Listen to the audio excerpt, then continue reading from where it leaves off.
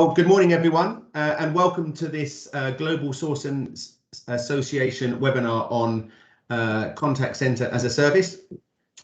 We've got lots of you on this morning. Many of you are members already of the Global Sourcing Association, and there look to be a number of new faces registered.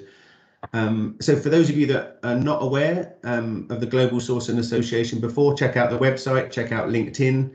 There's a heap of content on there in terms of industry thought leadership. And this is just one of a series of webinars we're running throughout the year. We just finished the UK's first Festival of Sourcing, in fact, where we ran about 40 events in a month with sort of nearly 1,000 participants from all over different parts of the industry. So really good body of content built up on the website there. So if you haven't had a chance to check that out, please do. Now we've got a distinguished panel with you and all of us here this morning, and I'll briefly introduce them in a moment, but just a few housekeeping points first. This session, as you'll see, is being recorded. That means it gives people a chance that weren't lucky enough to be here this morning and watch in person, just gives them a chance to catch up on what they might have missed, and that content goes up online within the GSA site as part of the new sort of TV or video proposition. And the second piece of housekeeping is that we've got a great panel here today, but really it's you in the audience that we're here to serve. So this session will be as good as you are audience members, and really the obligation, I think, is on you to be thinking of questions and trying to steer the conversation in the direction that you want. So when you leave in an hour's time, I don't want any of you frustrated by I wish I'd asked that, or I would love to know that. So please jump in with questions in the chat. We'll get to those as quickly as we can towards the back end of the session, as you'd imagine. But then probably time to kick off. So I'll briefly introduce the panel. From T-Tech, we've got Alistair Niederer, who's an old friend of mine, who's a veteran of this industry and has led a number of businesses, both in the UK and globally, be that TP or done some great stuff with Ember, and is now leading as CEO for Europe, the T-Tech practice. Tony works alongside Alistair and is the head of their digital practice, so is going to be bringing to life some real examples of what we're about to hear. Phil, a number of you will know, a well-known figure in the industry, comes from TP and is going to hopefully be bringing to life a real insight into what that digital transformation process looks like in real terms. William Carson of Ascensos, who's a bit of a legend in terms of CX thinking and is allergic to sales speak, so is going to be playing the role of keeping us all honest throughout the discussion. And then the last two panelists, delighted to be joined by John Ing, who started his career out as IT director at Direct Line, and they essentially almost invented the contact center industry, Direct Line, nearly 30 years ago. John more recently was working with RBS and as a sort of head of call center technology. So as a real world practitioner and user of the technologies that we're about to be talking about today. So, someone with some war stories around contact center technology to keep some of the service providers on the call a little more honest. And then lastly, a real privilege to have Claire Hillier with us. So Claire leads the Amazon Web Services Connect product, so the Amazon Connect product for the UK and Ireland, and is going to be bringing to life today what contact center as a service really means. And Claire, maybe it's great to start with you if we roll into that's enough of it, the introductory content. But I think really for me, on behalf of all of us, if you could perhaps just bring to life what contact center as a service really means.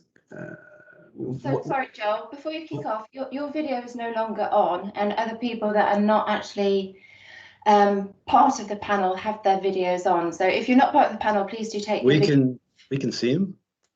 You can see Joel. I can't see Joel. I can see Joel, yeah. I'm not a great deal to look at, so any of you can't see me, my manager can arrange signed photos. Kerry, I'll pop one in. I'll sign one and send it to you. Thank you. This webinar would have been obviously enhanced by not being able to see my face, but you will now pass to Claire to get us back on topic. So Claire, a recap of that question really. So you lead the Amazon Connect product line, certainly in the UK. So maybe you're best placed amongst all of us to talk a little bit around what contact center as a service really is and how it differs to sort of traditional technologies in this space. Yeah, thanks, Joel. Good morning, everybody. So I think when I look at contact center as a service, I break it down into two areas and what it can do for us and why it exists. And one is a technology area and one is a business area. And controversially, I'm going to start with the technology area. And if you look at it from a perspective, over the last few decades, we've all bought contact center technology, but it's been what we call CPE, so customer premise-based equipment. It might be in a data center, and that has traditionally required a very large capital outlay upfront for you to move forward. And so what we actually do when we talk about contact center as a service is it tends to be based on cloud computing, and Amazon Connect is based absolutely on our cloud computing. And what that means is it's an on-demand delivery of IT resources via the internet with pay-as-you-go pricing.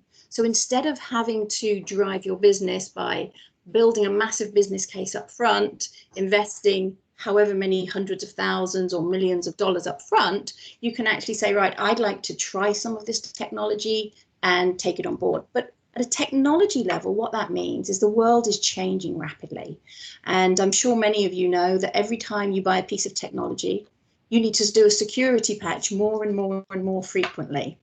By having it in the cloud, we provide all of that underlying security through to the levels of organizations that may not be able to invest in that level of technology, gaining from the benefits of security built into the core infrastructure that's at the level of security required by top secret organizations.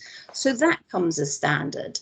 And then as you start bringing out the capabilities, we have Amazon Connect and we consider it to be 100% cloud. And what that really means is it is built in the cloud, but also we have triple levels of resilience built in. So a level of resilience that you might not be able to necessarily afford within your own organization. So you have that stability. You have the connectivity with the telcos also brought in. So an example, don't want to go too much into last year, but you could instantly bring up a new telephone number if you suddenly needed a new telephone line, and you didn't have to go and order and wait 3, 6, 12 weeks for that to happen. So it brings speed into the organization. And we have one of the organizations I was talking to the other day believes that because of the way it's cloud and the upgrades get built in and automatically delivered to you, they can do things like they believe they're going to save around 70% of their annual upgrade budget for contact center projects because cloud brings that in. But then also when you start bringing it to the next generation, it gives speed and agility, and it allows us to bring in artificial intelligence, machine learning, and personalization right into a level where we can deliver that by understanding so much more about the customer and linking into all the back-end systems in a way that was never done before in a standard and off-the-shelf way in a lot of instances. So there's a whole bunch of benefits around cloud based contact centers as a service. Pay as you go. So we've seen customers benefit from not having to, the minute they turned off a telephone line, they lose those costs. So the operational costs run in line with the operational revenues. But also you don't need to, let me give you an Amazon.com example. We scale from 70,000 agents to over 100,000 agents overnight for Prime Day. In a traditional world, we would have had to have bought the capability to support 100,000 agents. In this environment, we only need to pay for the 70,000 agents. So there's cost benefits as well as technology benefits. I hope that's a good summary for you, Joel. Perfect. Thanks, Claire. And nicely put. Thanks for that. Very concise. But I guess, William, maybe turning to you for a moment, what does what you've just heard or what we've all just heard mean for sort of more traditional providers? Is it the end of traditional providers if they haven't got a cloud solution, or what is it? If they've got hope, what is it? Well, I would probably argue that I don't think there is a traditional service provider left, really, given the year we've had in our sector. But I think if we think we're in the third decade now of the 21st century, and the idea that we should be embracing tech development evolution, especially in our role, I think, where customers are more tech empowered than ever, is critical. And regarding cloud tech for contact centers, at Ascensos, really the leadership and founders already had the benefit of building a previous company, Be Cogent, which of course was acquired by TP in 2010. And really that meant when they began Ascensos shortly thereafter, it was with all that taught them, and therefore it did include setting up with as much cloud agility as possible, really. And of course, that was particularly valuable through 2020 when everyone across the world went to work from home. So we're big advocates of any technology, really, Joe, that makes life easier for our clients and our employees and our clients' customers.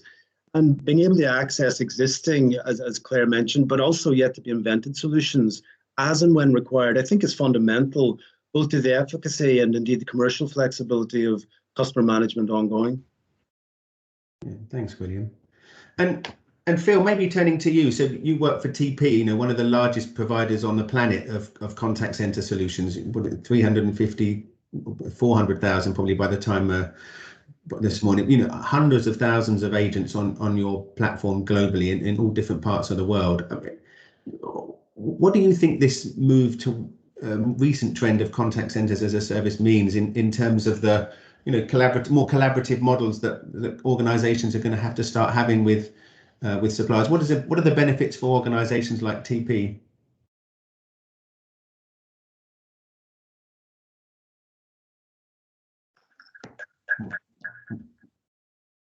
Phil, I'm sure it's a wonderful answer you're giving, but no one can hear it. So do you want to just... Phil? No, judging by the smiles on the panel, I'm assuming everyone else can hear me. It's just we've lost perhaps Phil. So Alistair, well, we'll turn to you then, sir. So maybe I'll throw that question to you. I'll replay it just in case you didn't hear it. But what do you think that that really means now? We've heard a little bit about the product. We've heard around the emergence of this as a technology more recently. But what do you think it really means for customers, and how will they benefit? Customers in the end customer almost. How do you think they're going to be benefiting? Yeah, thanks, Joel. And I see Phil's back. Welcome back, Phil. Sorry. I think you can go next. I think it's critical that we understand that when, particularly in the outsourcing business where I've been involved in back office and front office, we all want to have the lens and the optics from the customer angle. And as an outsourcer, you like to work with your clients to understand how you can assist their business and allow them to get on with the business. So what it does is, as you push to I'd call it like the edges of the cloud, where you're getting closer to your end user, everything that you do in that sense is extremely valuable, because people are getting what they want quickly. And as Claire said, AI, ML, and machine learning and personalization are critical. So what we're doing is addressing the real needs of the consumer. I mean, we still haven't got IVR right. So, it's about saying, we are listening. We understand how you want to interact, how you want to contact us, and how you want to get about what you're doing. We're providing the best service that we possibly can. So that's your, if you like, your customer experience, your CSAT. But also from an outsourcer, it's the employee satisfaction that you want to be part of and contributing to a successful operation, because it makes you much more enriched and better to deal with. So where you're looking at either robotics or human activities, you're increasing the efficiency and also the personalization. So the same effect that you have on the end user is the effect you have on your customer service agents, regardless of the business model that they're working towards or the commercial model that they as individuals are working towards. So it's absolutely a win-win game, and you've got that agility, that flexibility. It has become a rapid move into a very game-changing environment. Yeah, thanks, Alistair. And John, maybe turning to you for a second, because I touched on not aging you, but you have been in this industry a long time. And I wonder, you've seen all manner of developments, and we touched on your time at Direct Line and at RBS. So huge pioneers and innovative brands in the contact center space. My hypothesis is that in your role as IT director, you've been involved in a number of the conversations earlier in the life cycle of this industry. And I wondered how you saw the development of cloud contact centers as a service fitting into that journey, really. And you want to bring to life maybe? Yeah. So it's actually, I think there's a lot of similarities to some extent. If I go back to the early 90s, for those of us old enough to remember, when we start to see the deployments of ACDs, the first IVRs, press 1 for this, press 2 for that, which was revolutionary at the time. And even, seeing my first screen pop onto a desktop was quite phenomenal. And it's quite interesting because I think what we're seeing from a contact center as a service in the cloud and the cloud technologies is almost like a rebirth, but in the cloud, as it were. And what's for me really interesting, and sort of building on what Claire was talking about, we've talked about how the technology enables us to do things faster and quicker. From a customer perspective, and again from a business point of view, channels or services tend to be quite siloed, and some of that has been through technical constraint. And I think one of the things that contact centers in the cloud starts to bring about is the ability to bring all that together. And for me, it's the first time where I think realistically we will see fully integrated capabilities that customers can consume, and that's the end customers. So from a business point of view, that becomes really, really powerful because they can really start to look at how they run their businesses and how they provide services to their customers in the most effective and optimal way. And for me, much as the excitement back in the 90s when we first started to see it, I think it's the same again today. And to be part of it for almost like a second iteration is really exciting. And what we're seeing, what Amazon Connect's doing, but it's not only Amazon Connect, but there are other providers out there are beginning to open up. And, obviously what we've been through over the last 14 months or so has shone a massive magnifying glass on this industry as specifically. And hopefully a lot of good will come out the back of it. And for me, I think that's really exciting. And without that technology, and it's almost taking technology off the critical path, because the technology can do it. It's about business being able to adapt and move quickly and use the agility. Yeah, completely agree, John. Thanks. Maybe Tony, turning to you for a second then. So T-Tech, head of digital, we heard from John there around how this is almost, like a rebirth of the industry in the cloud. So all of that innovation that some of us saw in the 90s. How do you see this changing the buying behavior of organizations now then? So it's a great opportunity for most organizations, because if you go back to Claire's point, technology-wise, the procurement always started off by this kind of conversation. So the business has either had an opportunity to do something or a problem they had to fix.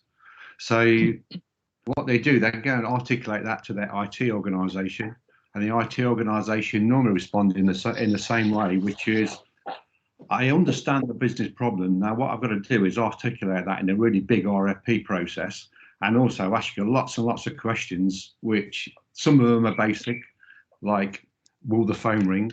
Some of them are quite intuitive, which is how can you integrate machine learning into this customer journey? But what actually happens then, you get an interpretation, which then goes out to the marketplace, and then you get a lot of organizations then responding to that. And within that translation, you miss something. So you end up sometimes with the classic roundabout, really when you actually wanted to swing. So what we're seeing now in that change is the buyer is then becoming the business owner themselves.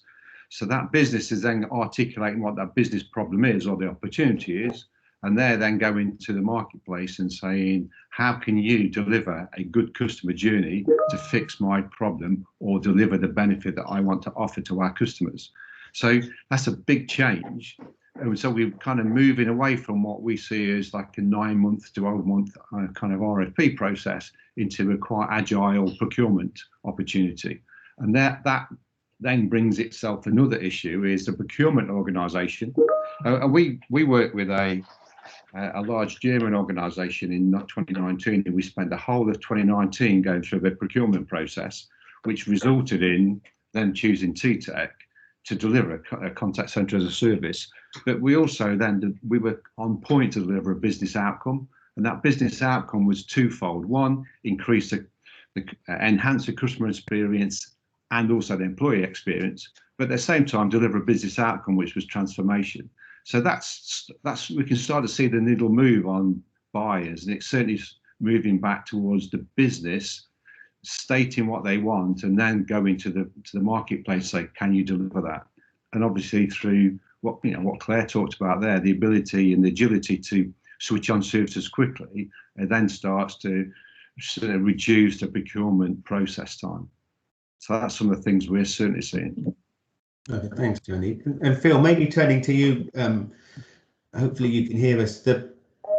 We talked a little bit earlier in the call around the changes that this brings about for customers and for end customers, as well as contact center owners more generally. TP, huge global brand. I wondered if you could maybe reflect a little bit on what you see these changes, how you see these changes impacting the individuals within the organisation. What changes is this new dynamic driving? I think great question. I think there has been a massive change dynamic in terms of, driven obviously by customer expectations. We've talked a little bit around that. John's touched on it before, as has Alistair, delivering effortless customer experience. I think there's generally more, I would call it digital maturity in the market today. So there's people who've effectively been through the big digital transformation, enterprise dream around change, transformation, got the war wounds around that. And I think there's obviously the emergence and maturity of technology. We talked around AI and the approaches to deploy that technology more effectively to enhance the end user experience. The other thing is really around mindset as well, and culture. I think that's probably been effectively one of the biggest changes in the market. People aren't frightened of change anymore, whether that's, don't want to touch on the pandemic, but I work with a bank today that they've done more digital transformation in the last 18 months than they have done in the last 10 years, as an example. And a lot of that has been due to the ability of having contact center as a service solution, being able to plug and play capabilities and test and learn, and key for me, not being frightened to actually deliver new solutions and deploy them rapidly into an estate. So the cultural thing's been a big piece. I think for me, the impact upon organizations, if you look at whether that be a teleperformance for any large organizations, is you have to adapt or die. That is it's quite simple. And that's around the skill set of your people, being constantly looking at new skills and how you structure your organization in order to support today's challenges, but the future challenges. And that could be around, as I said, technology deployments. It could be agile ways of working, which is absolutely key in this environment. It's also about partnerships as well. So, mentioned obviously around AWS, there's many other providers as we talked around. So I think having the partnerships and the right skill sets of organization and that future vision, how you're going to support your customers in the future, is absolutely key. You need to invest in that area, which we've done. And then the biggest thing for me is mindset and culture, because I think that technology probably is something that everyone doesn't want to hear, but I personally believe, having led a lot of transformations before, technology is obviously an enabling factor. I think it's 25% of the puzzle. I think then the process and the people behind that is basically the broad enabling factor. So this for me is really around adapting your organization and making sure you've got the right skill sets of the people, the right partnerships, because organizations don't have all the answer, but if you collaborate together, which I think touches on Tony's point as well, with the right partnerships, having the right experts in a very collaborative environment, you'll get the right outcome for the end customers and clients. So as I said, for me, it's around looking at your operating model, continuing to evolve that with your people, the partnerships you work with, and the skills, in order to deliver the right outcome for your employees and your customers at the end of the day. Yeah. Thanks, Phil. That answer was almost a webinar in itself. So you maybe want to start thinking about writing a book, because that's a lot of good stuff.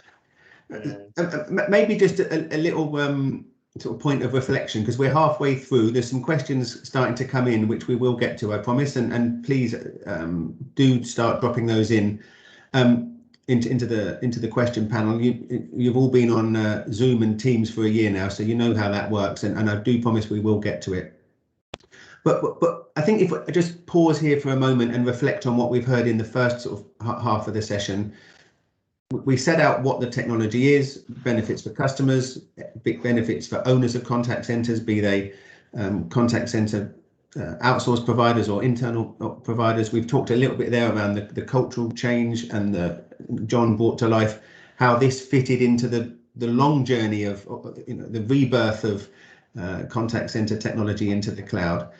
And if we sort of now take a slightly more critical look, we're halfway through, and we're all now sold on contact center as a service being the future. Claire, I wonder maybe if we could turn to you. What sort of barriers do you see from Amazon Web Services and with the Amazon Connect product in the conversations that you're having? Is it around, the organization's ability to cope with change? Is it, the cultural problems, technology problems, big in legacy investments they don't want to work? What is it that you're seeing in terms of the barriers to the growth in this space? Yes, so I think some of these conversations have been picked up slightly, and I think some of the conversations that we have, everybody is extremely keen to change.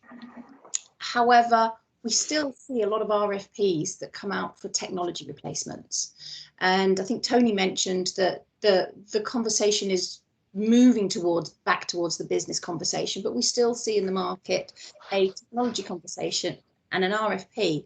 And if you think about that RFP quite often has static data, and we're in a very dynamic world. So they come out and they say, here's my volumes, here's my core volumes. What does that look like for 5 years?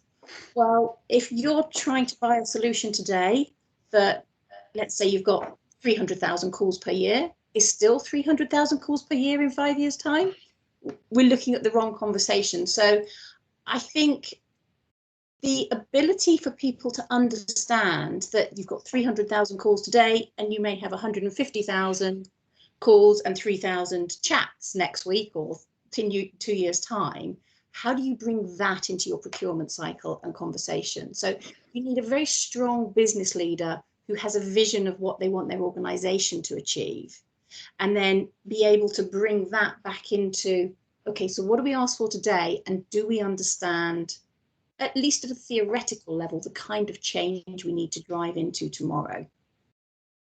Perfect. Thanks, Claire.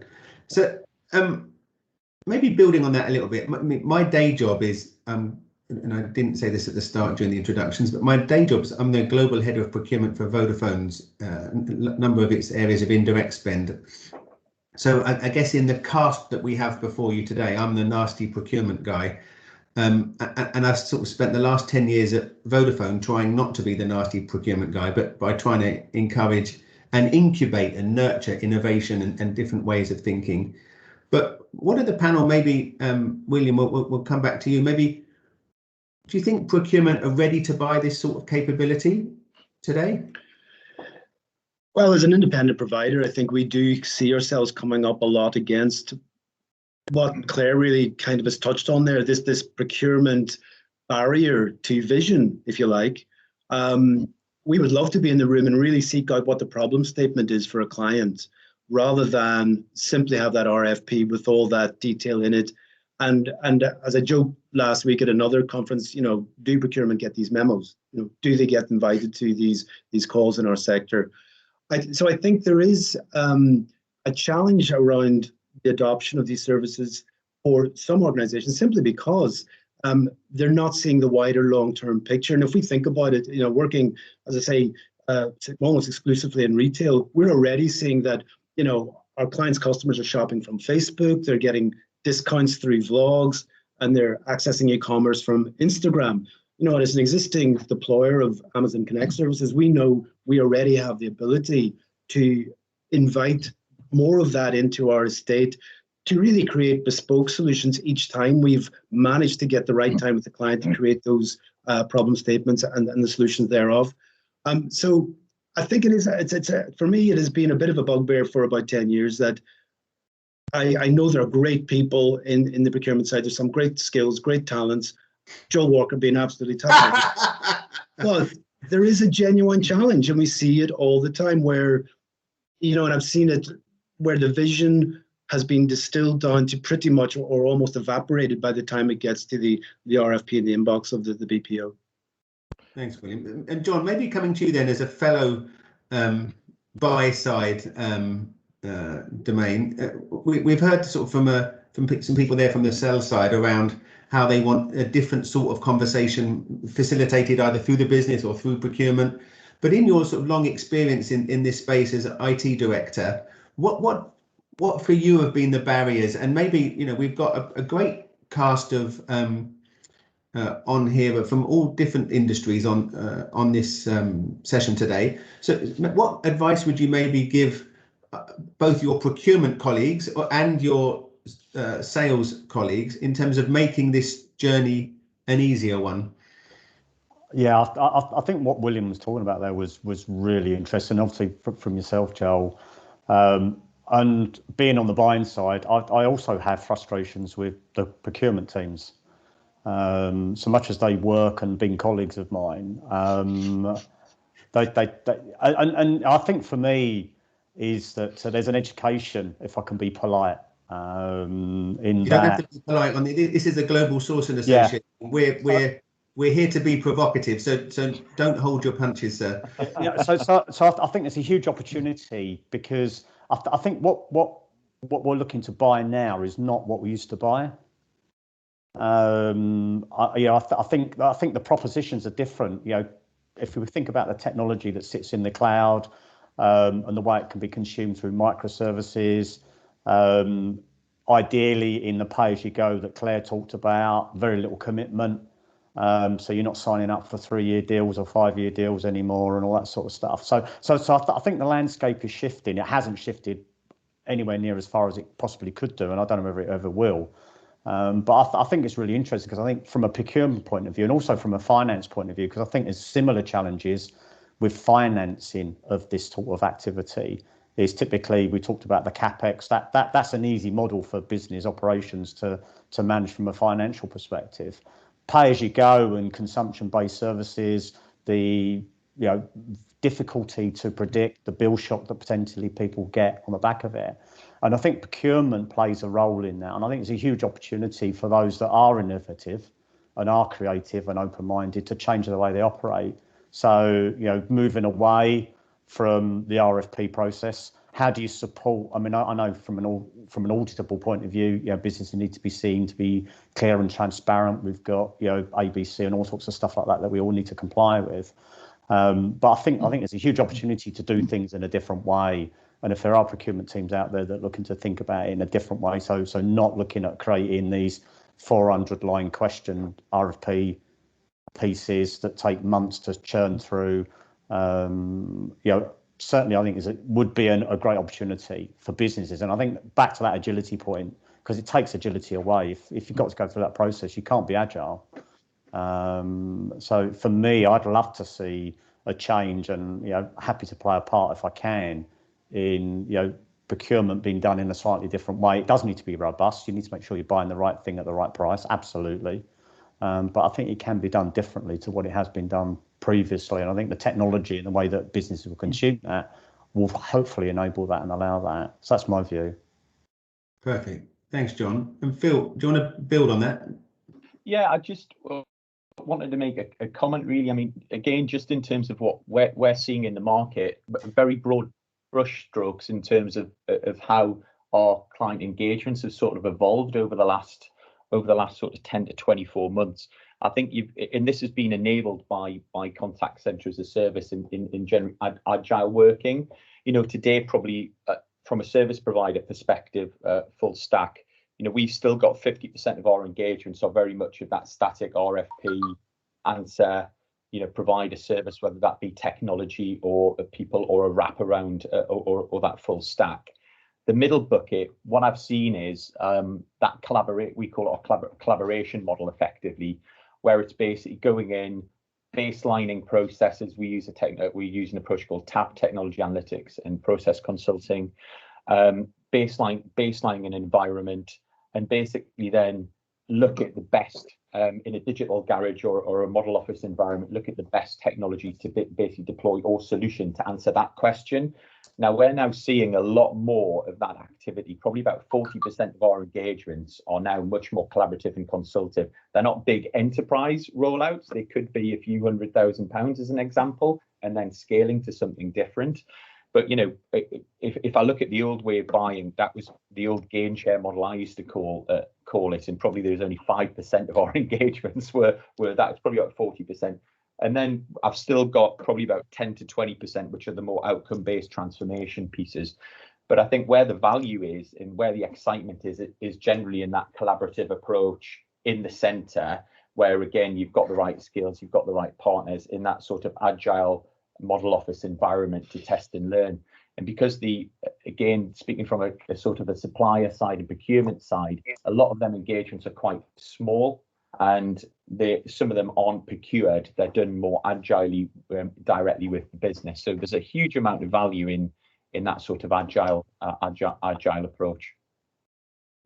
Thanks, Phil. So I started under a headset 25 years ago, and I used to blame everyone in sales and marketing for the problems we had in the contact centers. And then I sort of moved into sales and marketing and spent my time blaming operations for not doing what we told them properly, and then into finance, where it was never finance's fault. And I've spent the last 10 years in procurement, and it seems to be, from what we've touched on here, that maybe it is procurement's fault. So maybe, Tony, just turning to you quickly, what do you think? We touched there, and William touched on it, but I do want to evolve it a little bit further, not just because I'm a procurement professional, but I do think that it sounds like there is this barrier that exists, perhaps in the minds of procurement, perhaps in the minds of the wider buying community that John touched on there. How do you think organizations can help foster, more intelligent conversations with procurement about unlocking innovation like this? Yeah, I think the first part, the first piece is we empathise with what procurement had to do, and also finance, because there's that word called audit, isn't there?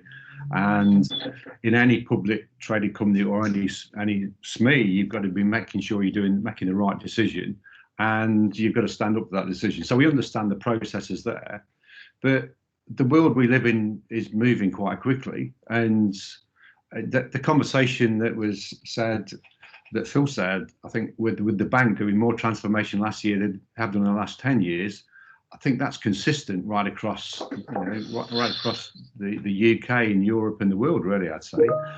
But it's brought into focus that you've got to behave differently, and we have got to audit, but we've got to be agile in the way we do that. Because one of the things I saw was we were pulling together some costs for an AI-based solution early part of 2020. By the time we deployed that, in probably 4 months later, the price had come down 40%. And being agile is also something from a service provider we've got to be, because we've got to recognise that something like, certainly when you get big players like Google come in and they've got CCAI is one of their core products. You've got Amazon with a lot of AI capability. You've got the IBM Watsons. You're starting to get a lot of competitive tension, but not all of those bots and that AI does everything really well across, consistently across everything. They're all good at some things and not so good at other parts. So when you put that against a customer journey, you've got to then start to think, we've got to then procure a solution that has got to then go and use probably multiple kind of AI bots. So you've got to have that procurement philosophy to say, you've got to pull through the benefit of a bot that does really well, but at the same time, the price is moving. So you might compromise on price sometimes and quality, but you still get a good customer journey. So when you then map that back to a procurement process, that kind of gives them a headache, doesn't it? Because not only are you doing an as a service, but what you're buying is changing as you move forward across a 6 month or a 9 month or a 12-month period. So it comes back down to when you talk to the finance people and the procurement people, is how are they doing audits and how are they managing what they've got to deliver to a business in the new world, and that's got to change. And that's what I think at the moment we're in, that crossover period where we're still kind of butting up against those RFPs, because that's the process that an organisation does. So that's got to change. Of an organisation, they've got to change the way they buy, and I think it's the agile piece around how they do those audit processes, for example. Thanks, Tony. So for the benefit of the audience, my interpretation of that answer is that it definitely is not procurement's fault after all, which is happy days. It's clearly someone's fault, but we've yet to identify who that person is, and we maybe set up a fresh webinar on that in the coming weeks and months. Now, we've got about 15 minutes to go. I know Claire's got her hand up, but I did promise to get to the questions. There's a few interesting ones started to drop in, so maybe, Claire, I will come to you. I'll ask Ray's question, so you can feel free to weave your comment that you were going to make into your answer to this. But and just to say, I won't read it out verbatim, but Ray's point is around sort of deeper integration into back-end systems, and he's asking if Amazon Web Services have a view on the point at which insights generated from human interactions with a contact center could conceivably subsidize some or all of the cost of delivering the standalone call. So quite a complicated question. We'll make small talk amongst ourselves while you reflect on what is a great question, Ray, so thank you for that. If you're not sure, you feel free to pretend you've got tech trouble, but do you know what? Because I am actually breaking up, and I'm hoping that doesn't happen at this precise moment in time. So I think what I would say is, when you look at the marketing technology, and I'm just going to call it customer data, I think quite often from a contact center perspective, we look at customer data and we think about our customer profiles.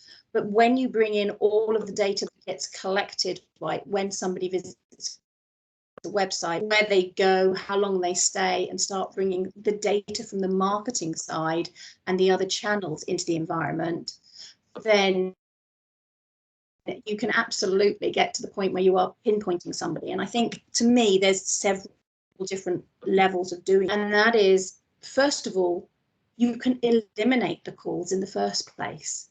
So once you've got a lot of that data, you can start your proactive outbound information, which means you eliminate having an inbound call, and you can target and pinpoint that very carefully. So you're not spamming everybody in your customer base, but you are very specifically asking Claire Hellier or offering Claire Hellier what's relevant to her. And I think that's a really important thing. And I'm going to do a little weave of some of my previous things here as well. And that was going to be, you know, as we were talking about procurement and the technology, is I think what we need to remember is this isn't a one-off buying cycle. It is an ever-evolving cost optimization when we move to contact center as a service and cloud technologies.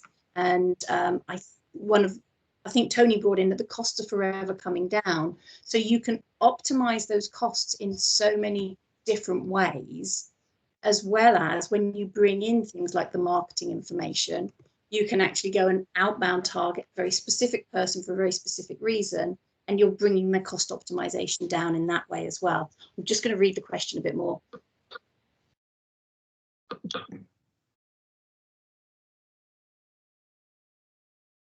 Ray's essentially looking for thousands of euros a day's worth of consulting advice on a Q&A. So he's a smart man.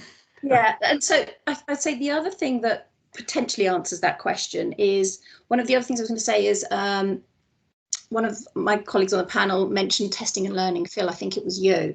And I think that's what the technology and moving to cloud does as well. It allows you to say, I would like to try this. So I don't even need to go to procurement to get X amount of dollars for a proof of concept. I need a person in my organization that's got a creative mind and some really great ideas, and they can just start working with the tech. They can say, I'm going to put 1% of my calls of this type and have them experience this customer journey instead of the other customer journey. And then the other side of AI, the analytics, to be able to understand what the customer enjoyed and what was actually successful. So that by the time I go to procurement, I've got a proven business case, even if I only did it with 1% of my calls or chats. And I think there's a lot of people on this call that are brilliant at doing these customer experience consulting. Claire, we're losing your audio a little bit. Giving you the technology, and the rest of the market's giving you the technology to be able to build your own business case based on experience as opposed to guesswork. Thanks, Claire. So just turning to some more of the questions that we've had coming in, and we're at sort of 10-12 minutes to go, so we will have time for a few more questions, so please continue to drop those in. Alistair, I was going to maybe turn to you as someone that's led large-scale BPO organisations, you know, across Europe, South Africa, advisory firms over in the US. I wondered if you could reflect a little bit, maybe if you think that this move towards contact center as a service, in making it easier to deploy the technology, you think that will see the BPO industry shrinking as more people bring that back in-house?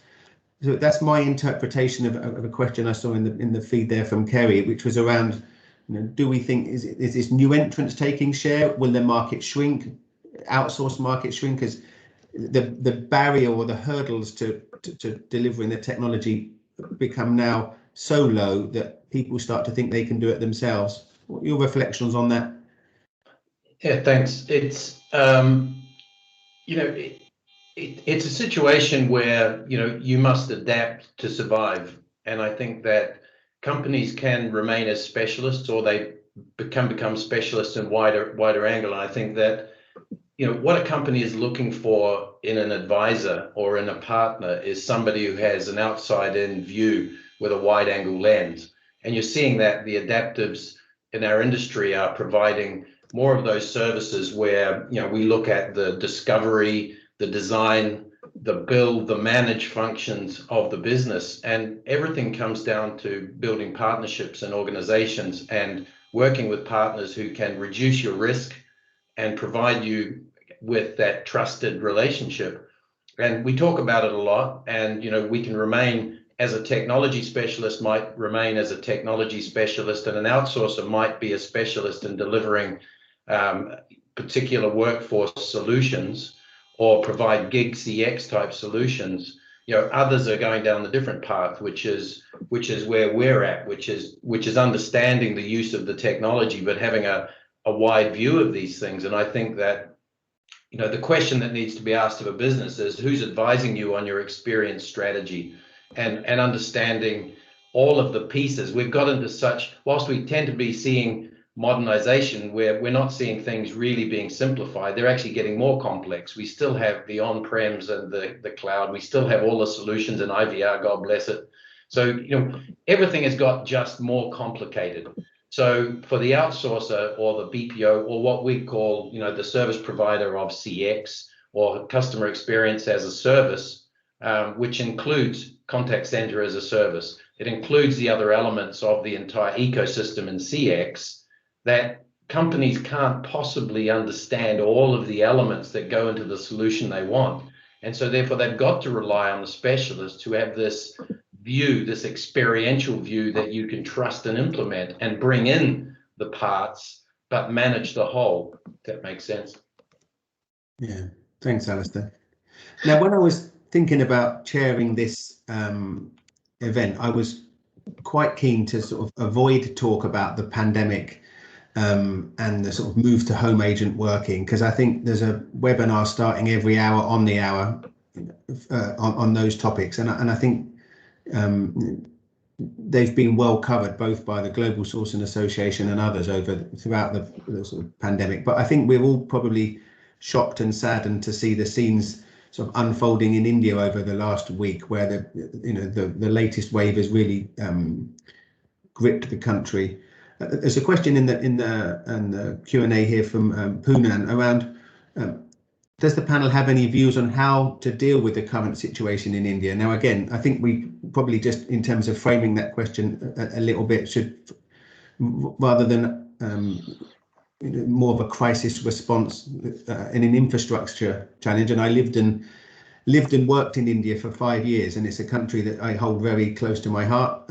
So it's saddening to see, but maybe William, turning to you, perhaps any reflections on how to deal with that situation in India in the context of what we've talked about today? Claire, maybe, you know, Amazon's got a huge presence in India as well, so in terms of context. So maybe we'll William first, and then maybe Claire come to you. I think for me, it is about where can you use the technology to ease the pressure on your employees. I think that has to be fundamental. And if you're bringing in new technology, the one thing we haven't really spoken much about is there has to be an employee dividend of these new cloud-based connections and technologies as well. So I think just very quickly, because of time, I would just say it is beholden on in-house and outsourced operations to really look at where, and I think many of the people would agree that the best of these organizations have looked at how they can redeploy volume, how they can redeploy customer management requirements for their clients or for their own internal business, using the likes of AWS connectivity to put things elsewhere and ease the pressure, allowing employees to have more time to deal with what is clearly a tragic situation for them. Perfect. Thanks, William. Claire, maybe some reflections from you briefly? I think it would be really to back up what William said, and from an AWS perspective, that the cloud enables you to move the technology to where you need it, and put the work where you need it. And really, other than that, I think it's down to people and giving people the space and the time they need. And if you can divert maybe some workloads to other countries to give people the time they need, that could help. Yeah.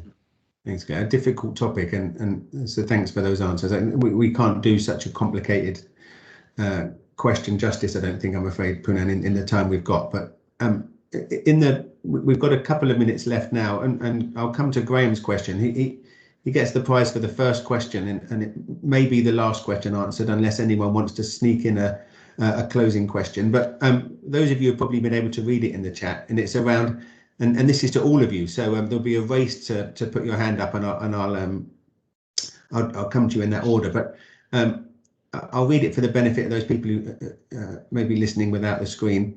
Have the team seen any brilliant examples of evolving community self-care? That's where customers are almost managing, the issues themselves. So we saw this was pre-Gig CX, and there's a number of organisations.